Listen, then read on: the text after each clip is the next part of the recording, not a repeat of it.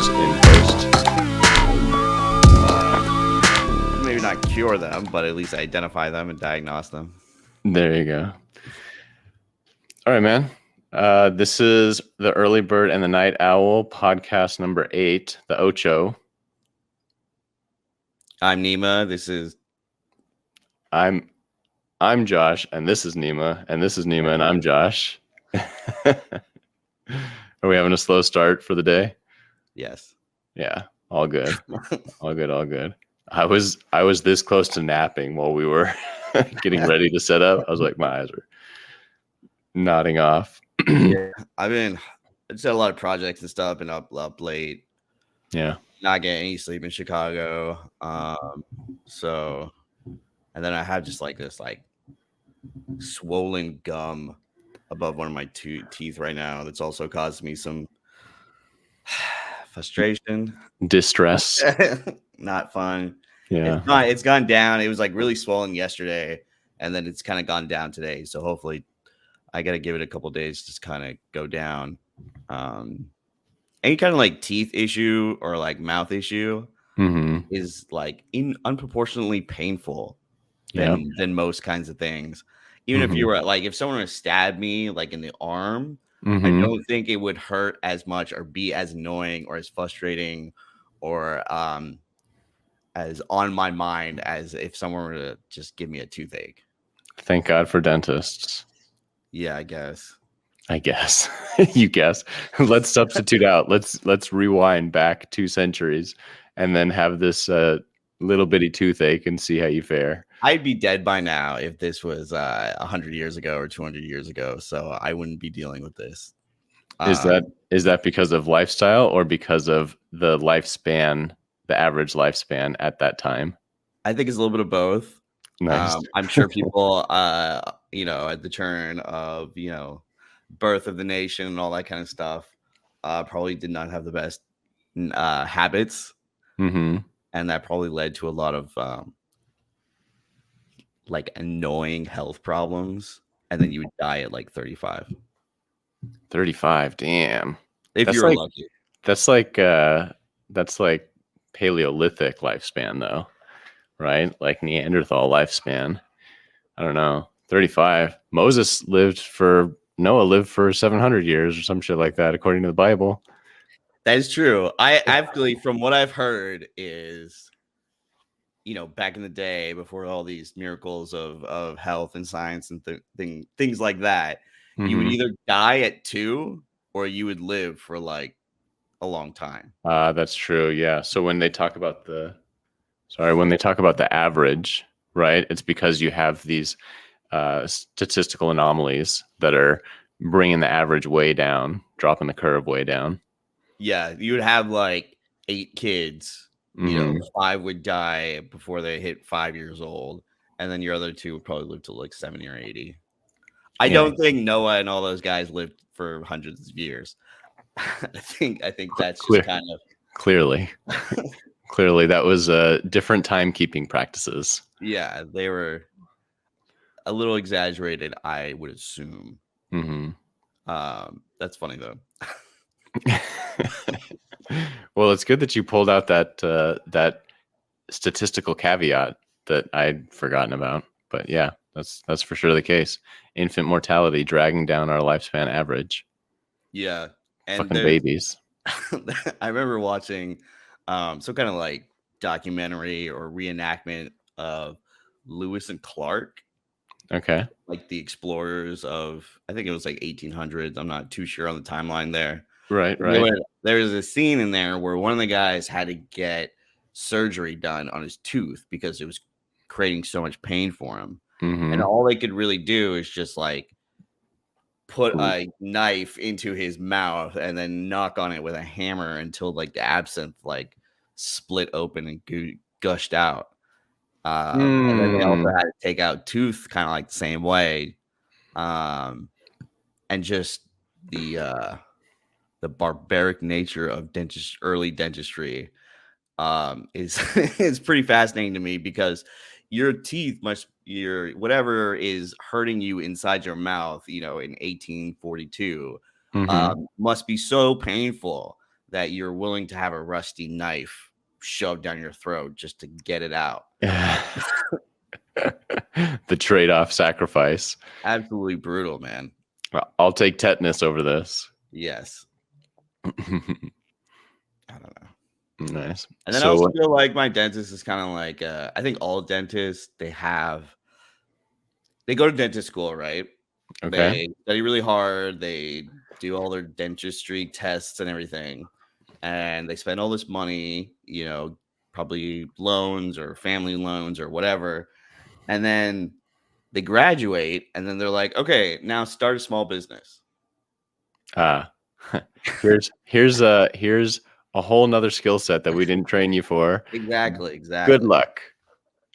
So basically you have these guys who only really got into dentistry because of the money. Because I have a hard time believing there's guys out there who dreamed of being a dentist since they were 5 years old and just were like obsessed with teeth and gums and tongues and things of that nature. Yeah. It's just not a reality. And if it is reality, it's a very small percentage of actual dentists out there. Most dentists are just guys who want a lot of money. Gotcha. They know that being a doctor gets you a lot of money, but they don't really necessarily want to go through the whole rigmarole of being a doctor, so they become a dentist. Okay. Of course, this is just my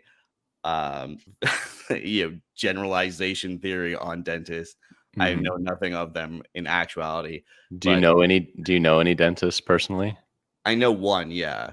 And so he definitely is in it for the money. Okay. So he can confirm your hypothesis. N of one. Yeah. So I have that one. And then and he actually went to the Bahamas for dentistry school. I've heard of people doing that for medical school. Yeah, because it's cheaper and easier or something like that, depending on where you go. And so most of these dentists, they don't really give a fuck about your teeth. This is just my hypothesis. They don't really give a fuck about your teeth. They just want to see what they can do to you in order to bill your insurance at the highest rate. Okay. So, you know who does care about your teeth though? I feel like estheticians, like the dental hygienist. Some of those people are like the most obsessive compulsive, like little squirrel people that like chip, carve, scrape it away. And I love when I get some of those people because please, there's no better feeling for me personally. I love like I'm getting close to that 6-month mark and I can feel like the gaps between my teeth are starting to fill in and getting a little tight. I can't wait to go and have somebody scrape that shit out for me for 20 minutes. It's not comfortable. I'm not saying it's comfortable in any way. I'm constantly like checking my hands or like, okay, relax. Okay, relax. I would say if there's anybody that I know who would enjoy having sharp metal objects scraping their teeth and gums for 20 minutes, it's got to be you. Yeah, no, I like some weird shit. I'm definitely into uncomfortable physical experiences as pleasurable. I want the Korean break on my dentist chair. That's Josh. There we go. Why not scrub my asshole and my teeth? 2 different people though. 2 different people. Change your gloves in between. Just do a quick swap. Josh is gonna open up a Korean spa / Korean dentistry. Why not? We're gonna clean every inch of you. To be honest, that actually sounds amazing. Yeah, it does sound all inclusive. Yeah, get your teeth cleaned and then you can go chill in the sauna. There we go. Maybe chilling in the sauna beforehand starts to loosen the plaque a little bit. Oh, maybe. You just have to be in there right in front of the coals with your mouth wide fucking open. That's a whole secret. What are you doing? I'm getting ready for my dental appointment. The thing is, like those, what are their names? What do you? The hygienist. Yeah, the hygienist. Yeah. What was the name that you had for it? I think I said esthetician, but that's probably like a facialist. Oh, okay. Or like a makeup artist. I think hygienist is what they usually call him. They usually call him hygienist, but I wouldn't be surprised if there's like a more Greek or Latin nomenclature for it.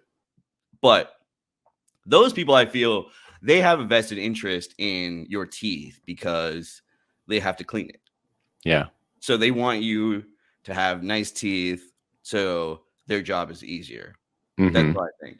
But Yeah. then the dentist, the DR on the scene, Mm-hmm. The DDS DR. yeah, he's just like, can we get this guy in a surgery? Is there any kind of like thing we can do to his teeth that we can bill insurance? You Mm-hmm. know, I think they're always, no matter how clean your teeth is, no matter how normal of mouth you have, they're always going to be pushing for something Yeah. because they I don't they like your want. dentist. I don't This even is know your dentist, but I don't like this your is dentist. every dentist. This is every dentist. This is every small business owner in America. My dentist pulled out only 2 wisdom teeth instead of all 4. So that was like, well, I guess he's not in it just to milk the insurance. And then what else? Like I've had. That's not fair because they can take those out at any time. So they're just like, let me take out 2, and then I can get them back on the rebound in Mhm. 6 months or 6 years from now when the other 2 need to be taken off. Potentially. I've also got a chipped front tooth that they've been talking about, or I always ask, like, can we do something about that? He says we can, but it's just gonna chip off again. It's like nothing's gonna adhere to the very tip of the front of your tooth. And I'm like, all right, well, if you say so, doc. I've also got a car maintenance place that I go to. I drive a Prius, and rather than go to Toyota, the service dealership, and get raped by them, I go to this place in Canoga Park, and I always ask the guy, I go for the every 5,000 miles, is there anything I need to do? He's like, nope, just the oil change this time. Yep. Is there anything that's supposed to be coming up for maintenance? Nope. Can you rotate my tires? Sure. Basically just like the minimum. And he's either slammed with other business and he wants to just get me in and out, or Prius just doesn't need to have anything done to it, or he's in some kind of kickback with the dealership that my car is going to die at 150,000 miles instead of 250,000 miles, and he gets a kickback from Toyota Northridge when I have to go buy a new car 100,000 miles before I should have had to.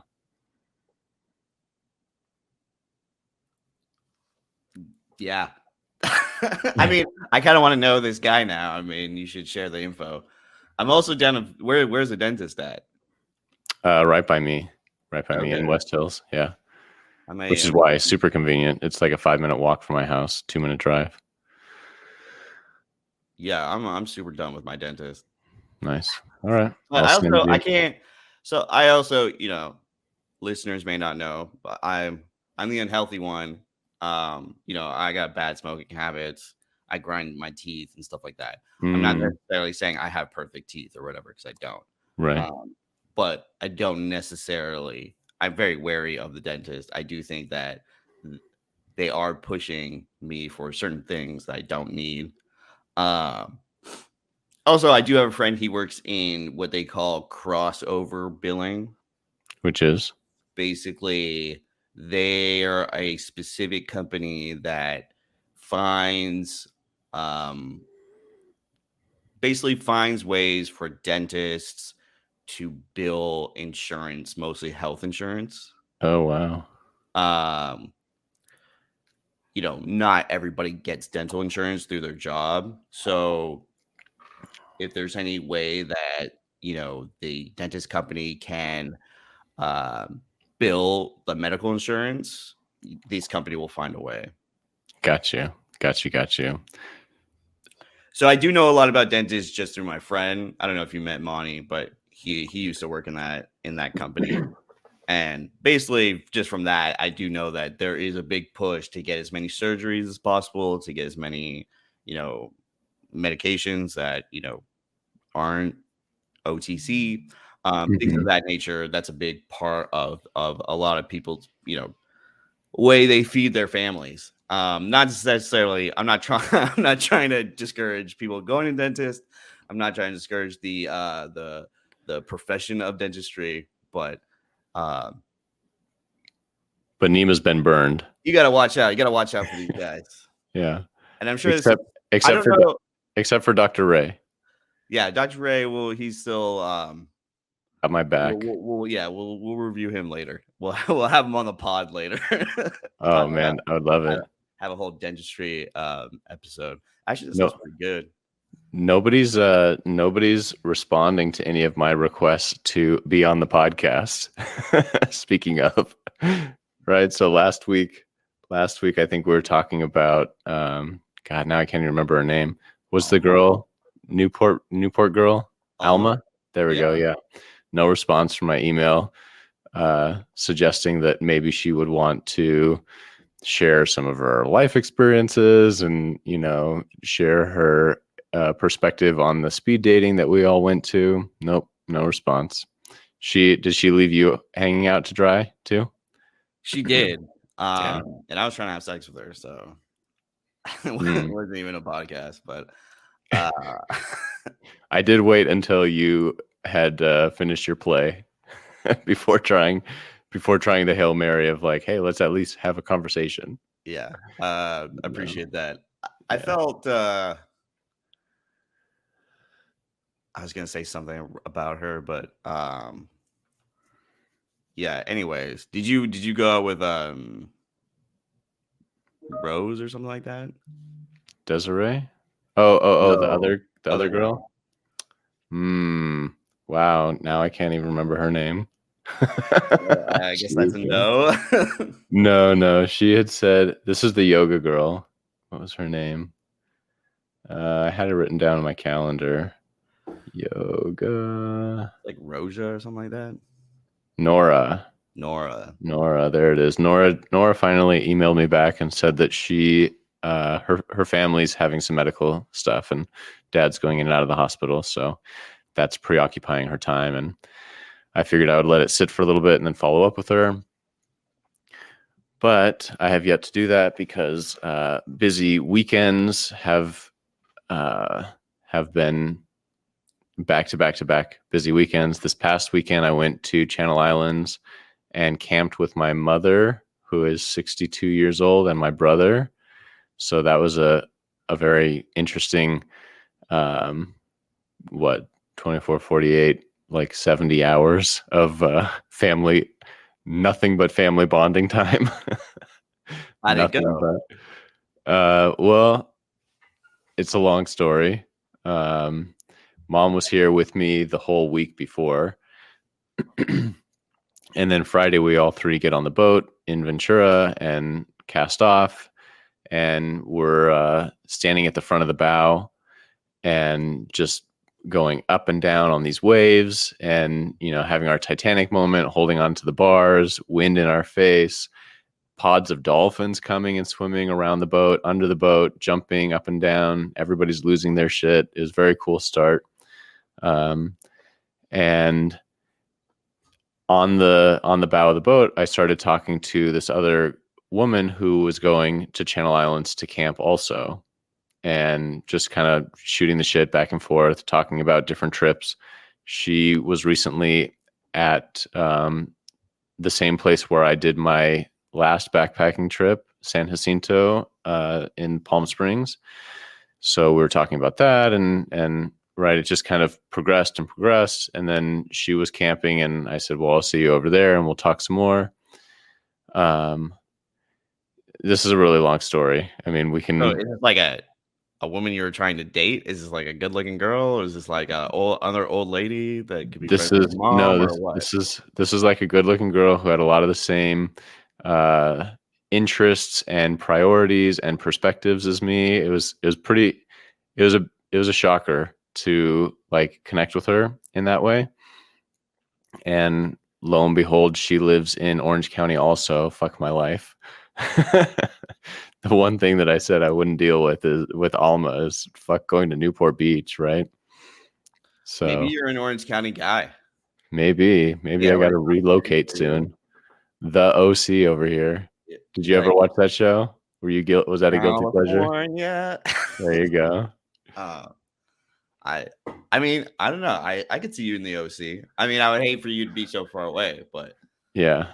Yeah. I'm No, definitely not going there, but I've got too many roots here. I've got business here. I've got family here. I've got friends here. There's just no way that I'm uprooting. right.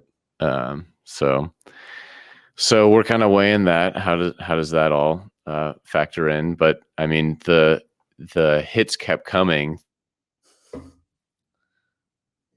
Connected with her on the boat, and then we kind of went our separate ways. She was with a group of 2 other girlfriends, and then my mom, Nick, and I went to our campsite setup, and then they went to their campsite setup, and then we all went back to the beach and ran into each other there, because the campsite was half a mile from the beach, and we brought our fins and stuff to snorkel.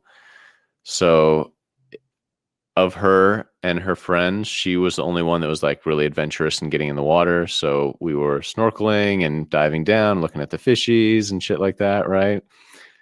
Classic rom-com start of a weekend. Sounds promising. Sounds promising. Sounds very promising. It's very promising. It gets more promising too. So I always have these ridiculous experiences when I go camping. That's like the prime reason I go on these trips, is because just so much shit gets packed into 2 or 3 days. So we hung out at the beach, and then everybody went back to their respective campsites. And I'm just like spinning in my head, just thinking about this chick the whole time. But then made dinner with mom, and wedding bells and all that. Wedding bells, You're the like, whole thing, dude. This is it, right?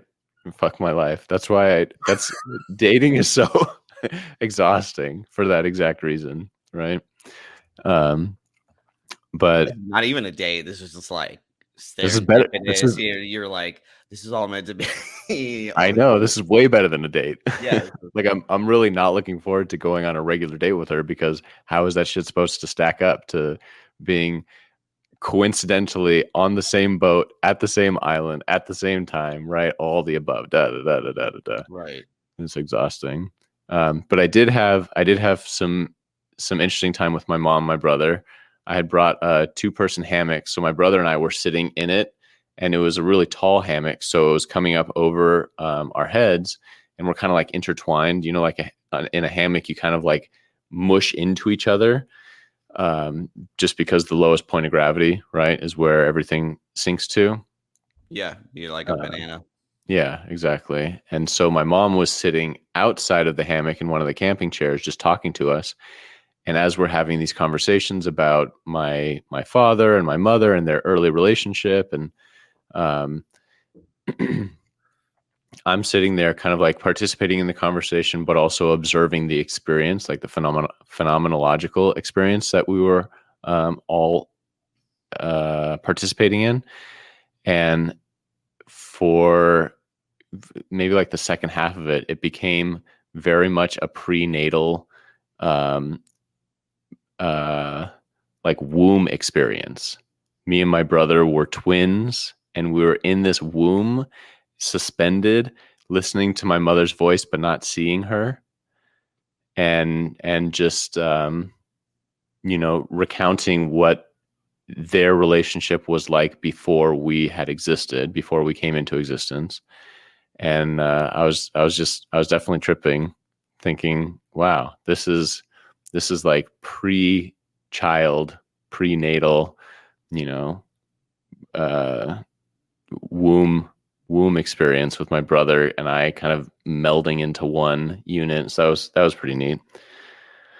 And then after we finished all that, we walked back to the beach because the rangers were doing an astronomy lecture. And as we're walking, my mom, my brother, and I were all walking, all 3 of us. Behind me, I could sense Elizabeth. I didn't hear her voice. You can't see anything. It's too dark. I didn't have my lights on. It was a full moon, so you could see enough, but you couldn't see very well. So I'm walking and I can like sense her behind me. So we get up to her pheromones. I'm sensing all of it. I'm so tuned in right now. So tuned in. I don't know what that is, man. Something about You're a mammal, man. You're sniffing out your fucking mate. that's right. Like, So as we get to where the group is stopped, I stop, and then as she walks by, without even turning my head, I say, "Hi, Elizabeth," and she looks over and she goes, "Oh, hey, Josh." And so then we spent the night talking after the astronomy thing for like another hour and a half on the beach.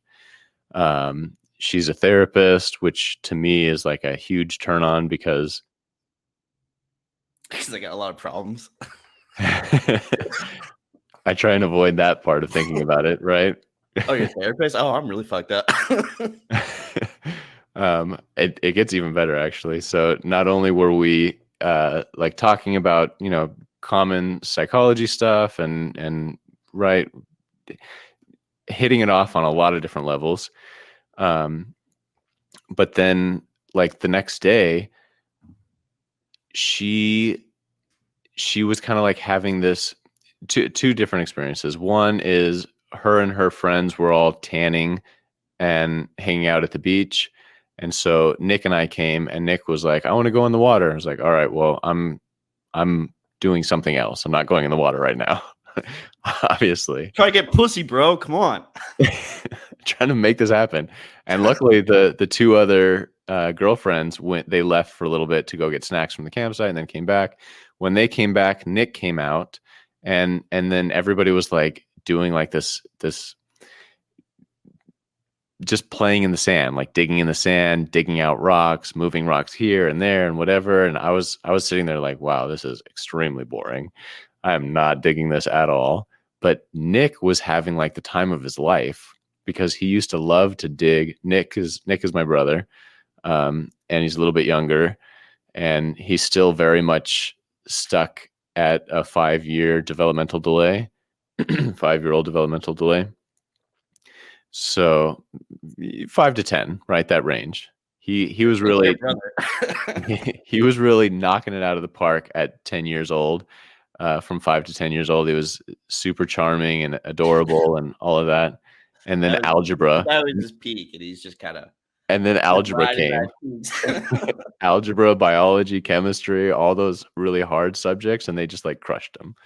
So, but anyway, he's having the time of his life. Autistic, and he's playing in the sand. He's playing in the sand. He's got 3 therapist women all tuned into him, all like laughing at his jokes and loving his ideas and his he's digging a tunnel now and he's moving the rocks here and look what I did this, and I'm sitting there like having so much brotherly envy come up, so much. It's like Cain and Abel.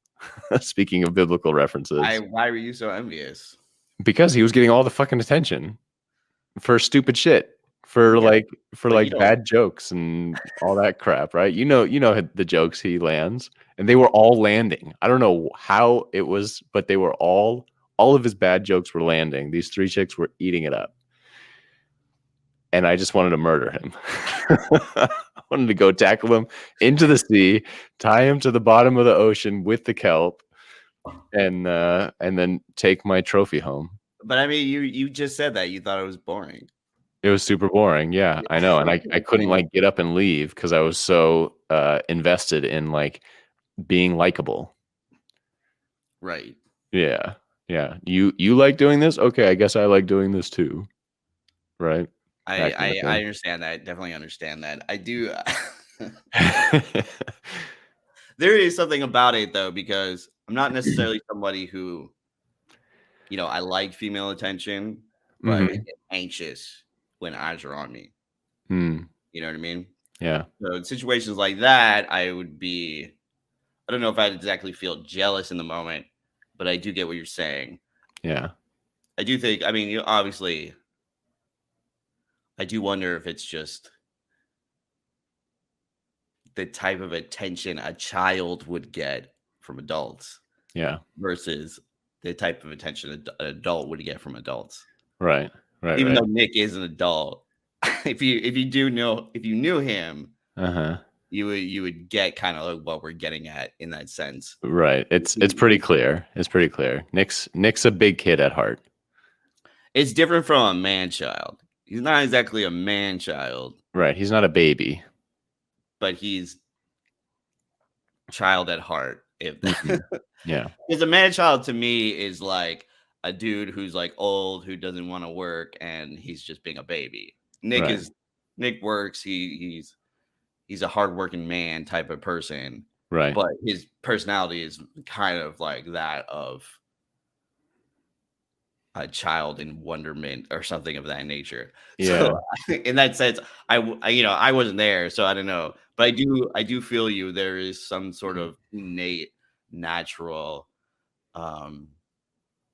jealousy. I don't know if jealousy is the right word or envy is the right word, but Oh, it was real strong. It was really strong. It was really strong. I was seething with fucking rage, dude. It was intense. I was blown away by how strong of the emotion I was feeling. It was just really raw, super raw. But I mean, that is your brother, and I mean, like that is it. You guys are getting the women. You know what I mean? Mm-hmm. Be a team. Kind of, except for both of the other women were not available. One was like a couple months pregnant. She's just barely starting to show. The other one has a partner.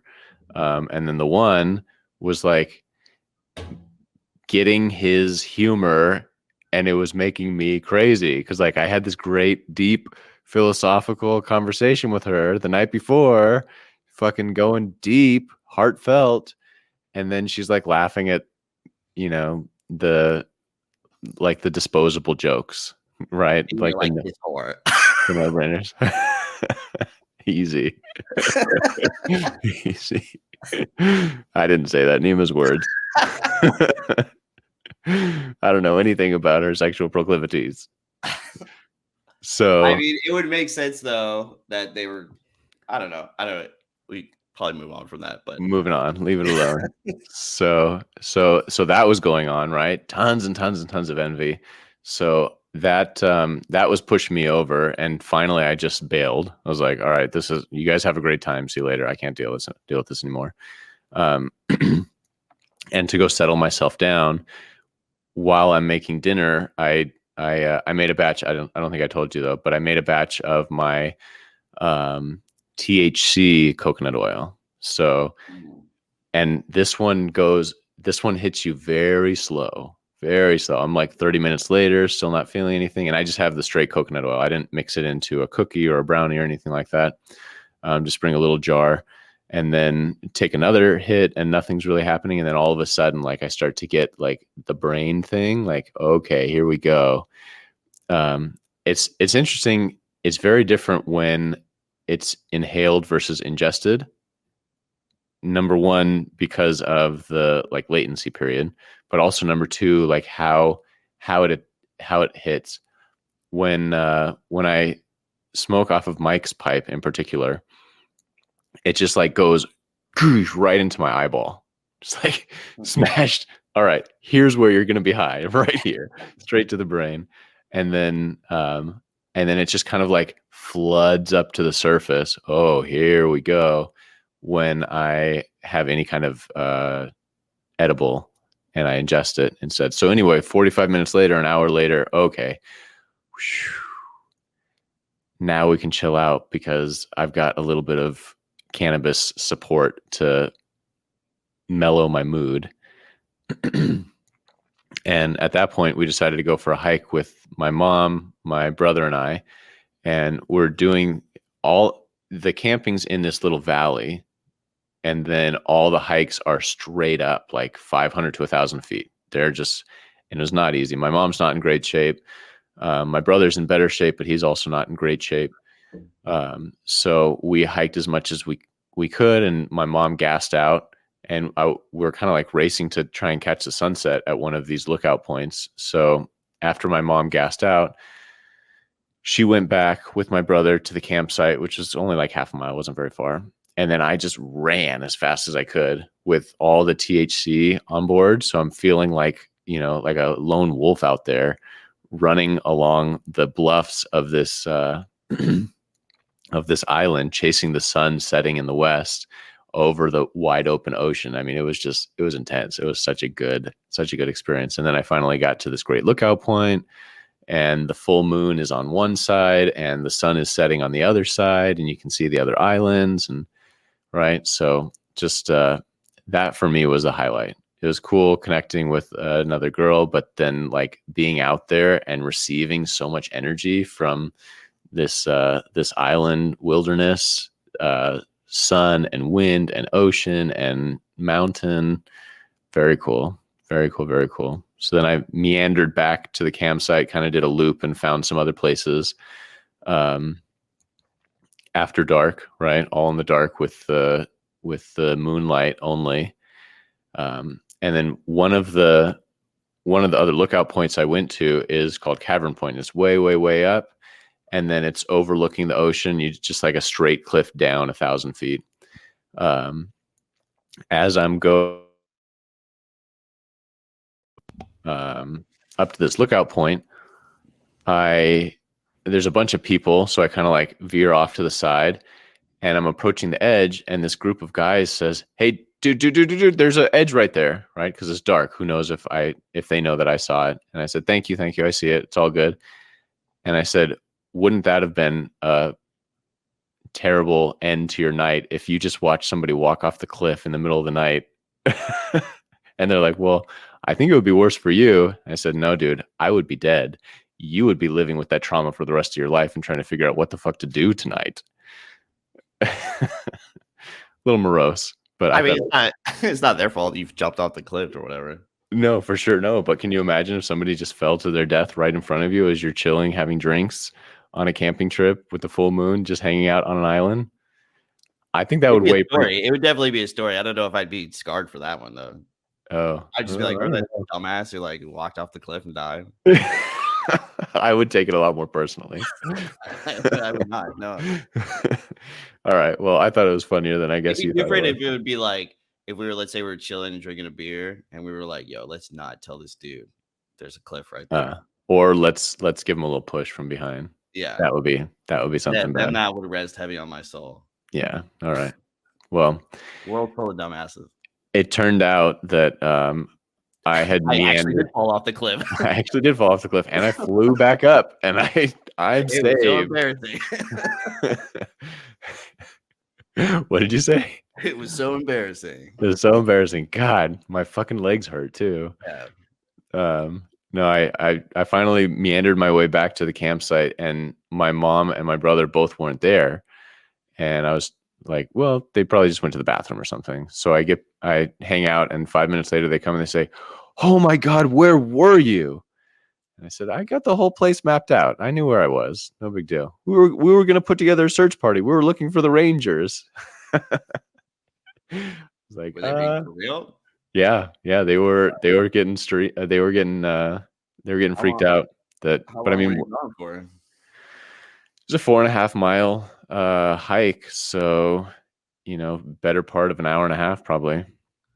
And they were already ready to fucking get the sheriff or not the sheriff or whatever for you. The sheriff on the island. Yeah.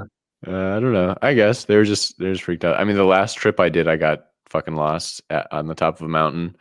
But that was a different story. This is a lot easier navigation for sure.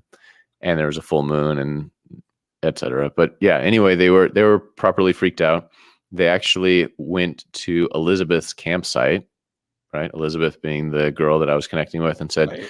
Can you help us find Josh? What? Yeah. So, but then I was there. That's a real big overreaction. Yeah. Well, it's my mom, right? Yeah, it's still. And my brother was aware that that I was very high. So he was a little concerned. Yeah, but it's not.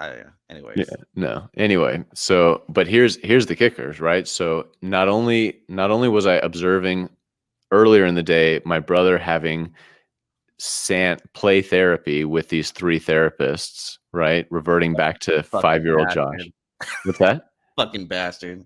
Fucking bastard. What is he doing? Trying to steal my game. But I'm seriously in real time watching Nick have a therapy session. And then after I get back and they come tromping through the site with Elizabeth, we all sit down and start talking, and Elizabeth kind of like defaults into the therapist moderator of a group therapy session. So I'm watching in real time now, not only sharing Elizabeth with my brother and two other girls. Now I'm watching and having to share with my fucking entire family this chick that I'm just trying to hit on. And she's doing therapy with my mom and with my brother, who both have zero experience. And I've been busting their balls to try it for forever. So on the one hand, I'm grateful that they're like opening up to this possibility. On the other hand, will you please just fucking leave so I can sit in the hammock with Elizabeth by myself and not y'all? So a whole lot went on this whole fucking weekend. A whole lot. And then at the end of the weekend on Sunday, before we all left, I went over to the ranger station and picked up this little junior rangers, color. I could do some of the stuff because she was into that. She works as a therapist with children. So she's good with kids, right? And I do some of like the fill in the blanks and crossword and whatever. And I'm, trying to be likable, basically, right? You like this kind of stuff. Maybe if I do it, you like children, so I got this coloring book. Well, she had one, and she was telling me how she filled it out and did some of the shit.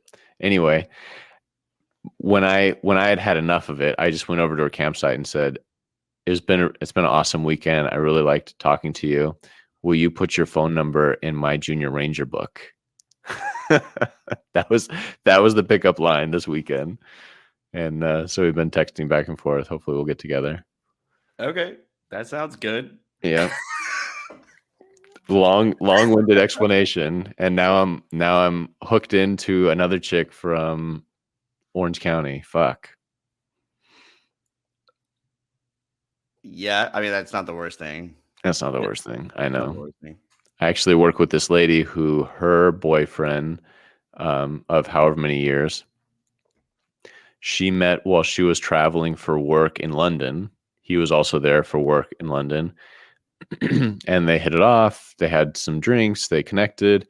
And it turns out he lives in San Francisco and she lives in LA here. And they've made it work for, I don't know how many years, 5 years, 6 years plus.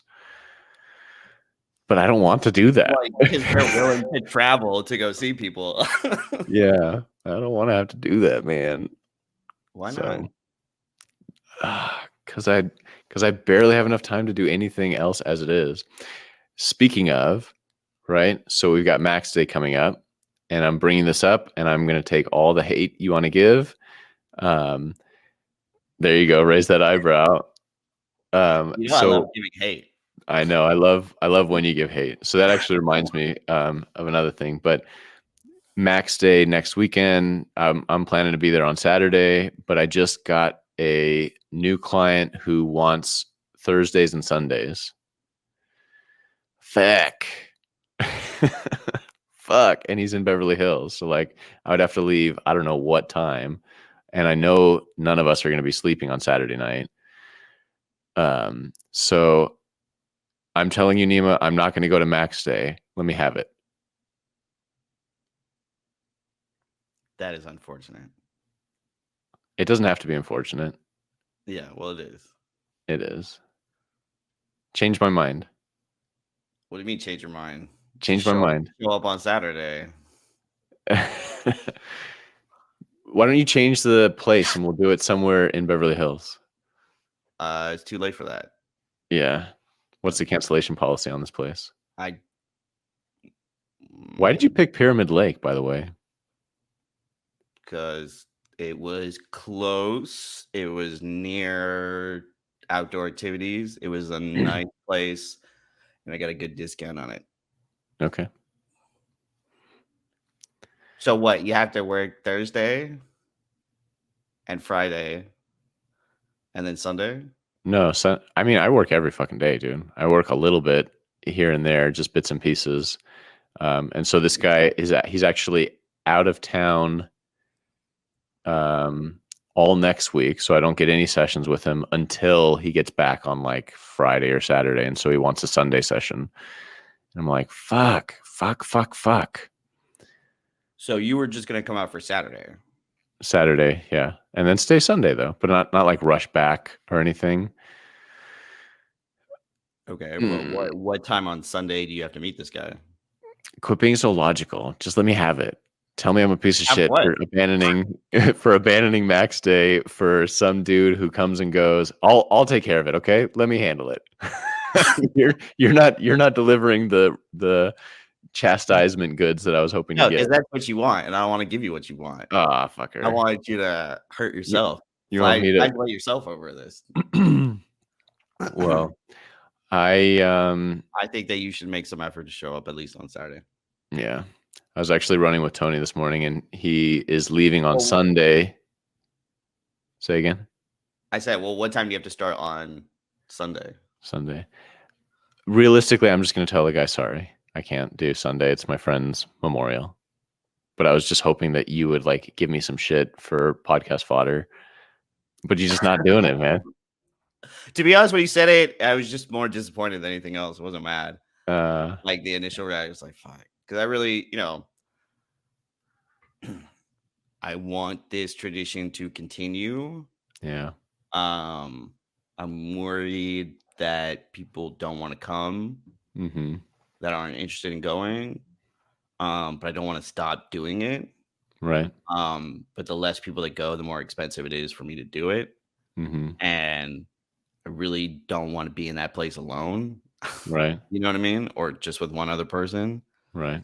So I don't know if I do think people will show up. I feel like a lot of people are like saying they're going to show up, but they're actually not going to show up. So I really don't have any idea of who's actually coming or not.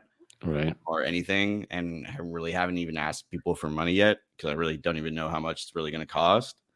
So, so I'm more just like, all right, well, I think I'm just going to eat the cost in this whole thing. And then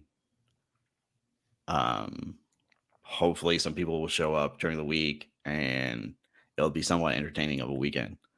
Yeah. So I ain't never gonna stop Max Day, but it makes sense. That was so funny. That was so funny when Tom's like, "I don't like William Montgomery." I was like, "What the fuck's wrong with you?" I was like, "What? What? What is wrong with you?" The one person you're supposed to like. Yeah, exactly. You're supposed to be invested in this guy. This guy has it. He's got it. Cam this week on Monday was good, man. Cam's great. Yeah, Cam was so good. Yeah, he's not great. He's not great on the interview, but his minute is always on point. Yeah, he's always making me laugh. I'm always really at this point. I'm very like extra stubborn with him because I'm just like, it's just his voice or like his cadence. Is the joke actually funny? But every time he makes me laugh. Yeah, he's good. Cannot deny a laugh. Kind of laugh. Yeah. Yeah. But yeah, I don't know. I'm worried. I'm not too worried about it. I do hope you show up. I might give you the hate and the shit that you want on the day of when you don't come, if that's the case. But you should come, and we should do the podcast. We'll definitely do the podcast. It's not too far away. It's only like an hour and a half to 2 hours away. Yeah. So let me know. That thing is coming up. Yeah. Not this weekend, but next weekend. Following weekend, yeah. Yeah. I think we may have 4 or 5 people going. To the listeners that don't know, Max Day, we had I don't know, did we talk about this? I think we have, but it's worth it's worth reiterating. I mean, or actually, how about this? Tune in next weekend. Tune in next episode, live from Max Day. It will be a special episode. Yeah. Live from beautiful Runyon Canyon near Pyramid Lake, inside of a very interesting architecture Airbnb. We'll add some photos onto the onto the YouTube page when we do it. There's also a hot tub. Maybe we can do it inside the hot tub. Nah, that would probably be bad for the mics. Bad for the mics and all the equipment and money I dropped yeah. on this fucking thing. No, but actually, what I was thinking, since you didn't give me the hate and the hazing I was hoping for, is that when you piece of shit, how can you do that to Max? That's what I was hoping for. Apparently there's enough of that in my own head that I didn't actually need you to do that, and you opted for a more painful way. Oh yeah, of like, mom is disappointed. That hurts way more than you fucking piece of shit. Mom's disappointed that you just won't even come. He's fucking dead, Josh. And you won't even come once a year. You know how bad Max wants to go to Max Day. Max wishes he could go to Max Day so much. Max wishes he was still doing all those drugs. He wishes he was still doing all those drugs and hanging out with his friends. What would that be like, man? Hanging out with your friends? What would Max be like right now? He's our age, right? I mean, is he still sick or not? No, I guess cured the ailment, came out the other end. It all would depend on it. It would all depend on if he was working. Because if he was working, he'd be spending all his money. That was Max's thing. Spend. Either. But was that because he was faced with this terminal illness, or that was because he was that way always from well beforehand? He always that way. His mom's like that too. They just kind of retail therapy, if you'd like it. There's always he would always be buying something. Even he was like one of those guys that would, like those kids, they kind of pick up a new hobby or whatever, and then they drop it 3 weeks later. Yeah, he was like that. Yeah, so I can relate to that. Can you? I'm the opposite. I will wait a long time before buying something, or I'm very delayed. I know in my brain to buy something will not fix what I'm feeling. Delayed gratification. Yeah. A lot of times I'll try to get like some free version of something, or try to borrow a copy of something from a friend to try it out for a good amount of time, and then really ask myself, do you really need to buy this? Yeah. And then I'll go buy it.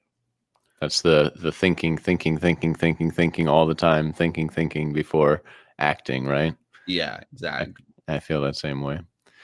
Certain things I will just buy though. If it's a $750 restaurant bill, I will just buy that. Oh man, see, that's like a hard no for me. $750. The most I've ever spent is when we went to Fogo de Chao and I paid it and everybody paid me back, and I was like, "Fuck, I'm such a gangster! I just spent $600 or $500 on dinner." I would love for that. You gotta get a miles card. A what? Get the miles card, like a card that you get air miles on. Oh, I get cash back. I don't ever fly anywhere. That's true. Yeah, my miles cards is like, that's perfect for you, but not for me. Yeah. So here's what I was thinking for Max Day. If we're gonna have the mic and everybody's talking, hopefully we can sit close enough together that the mic can catch. I say we just do a fucking roast. Everybody talk shit about each other. I think it should be like some roasting. Mm-hmm. I think we should go long. Mm-hmm. I think there should be some roasting with some kind of like some speaking on friendship and death and stuff like that too. Yeah, for sure. I always kind of, for all these backstays, I do kind of want to bring up Max a little bit more when we're there. You got to remember to bring Max this. Well, you got to take that, because I definitely need to take that, because you're gonna kill it. Yeah, it's time right there. You're trying to keep Max alive that way. I'll keep Max alive the other way. Thank you. That's why. I mean, that's why the cactus. So those who don't know, Max, before he died, was collecting cactuses. Cacti. He had a large cacti. He had a large cacti collection. I was never really good at taking care of anything. I can't even take care of myself. So, There you go. That was a mo- little assist there. I like mo- it. I was hoping you would take that one. Don't make me take it, Nima. yeah, out here fucking bitching about dentists and all this shit. Like, anyways, so most of the plants were scattered amongst all the homies. Most of them are actually at our homie Tony's place. Tony, who has been on the pod before. Check In out our the Dude's previous Day. two podcasts back. Number 6, Dude's Yeah. Day podcast. I think right now we're about to put up 4. Nice. Anyways, that's all behind the curtain. Take a But peek. Max had a cactus collection. Most of it went to Tony's place. He has a house out in the boonies with a yard, so space. That's So well suited to that environment. Yeah. So we kind of planted some stuff there. I just couldn't take care of any of those plants. They are very special and they should not die. Especially since they're cacti and they're really easy to take care of, even though I can't take care of them. So yeah, definitely, Josh. Next time I see you, let's get that. Or maybe I could just bring it to Max Day and then you take it from there. For sure, you can do that if you remember. I need to stop by next week sometime and just pick up some stuff. I'll talk about that later. But so I was, yeah. Okay. So I was where this came from, this whole roast idea, is I just finished reading Waiting for Godot by Samuel Beckett. Oh, nice. And I don't know if I did read it when I was younger, like in high school or something, but if I did, it kind of just washed over me. I don't remember it all that well. But it's interesting in terms of there are 2 pairs of characters, basically. And then there's one other character who's very, very infrequent. He's just there like in 2 scenes. Very short play. But there are 2 characters that have this companionship, friendship, and I think that it does an amazing job of characterizing the nature of human relationships, especially when you look at the dichotomy between this one pair of relationships and then this other pair. The other pair is a rich man and his servant or slave that he's physically abusive to, and Pazzo and Lucky. Lucky is the slave, and Pazzo is the master, owner, whatever. And the other 2, Vladimir and Ergamont or something like that. So those 2 run into Lucky and Pazzo, and they observe how horrible the 2 are to each other, and then Lucky and Pazzo go away, and then Vladimir, who his nickname is Didi, and the other one, Gogo. Didi and Gogo say, let's be awful to each other like Lucky and Pazzo. And so they just spent the next like 5 minutes talking shit to each other. And then they said, and now let's make up. And then they made up, and then they went on just being friends. And I was like, God, that was fucking beautiful. I would love to be able to make the bond of friendship stronger by talking shit, knowing that it's no big deal. And we used to see that all the time on Kill Tony. David Lucas and Tony Hinchcliffe would just roast each other so respectfully and so like raw, like agreed upon in a way, like, hey, we're gonna be like this, and don't take anything I say to heart because it's just funny. We're just making jokes. Yeah, exactly. And it's all true. Everything that they're saying is true, and it's great, and it's hilarious, and it hits so perfectly. But it doesn't matter, right? Because that's the thing about comedy is don't take yourself so seriously. Yeah, I agree. I like that idea. I mean, yeah, there's definitely going to be people in there. I will light up, light up. I hope so, man. I can't wait to hear it. I want to hear all the shit that you're gonna say to me about me. I don't know. I mean, do we have to like do some prep work? I need to like start thinking about how I'm gonna shit on Nima, how I'm gonna shit on this person, that person. I definitely I do worry about the line. Yeah. I never really know where the line is. It's a pretty high bar. I think it's a pretty high bar. I mean, not talking about people's significant others and stuff like that. I do think Yeah, probably. I think that's off limits. I think it's all that's like people, personal. kids or whatever. Yeah. Just Yeah. keep Yeah. it Yeah. to that person. Mm-hmm. Yeah, no, I agree. I think I'm looking forward to that cast. Yeah. Is one of the. I think that was one.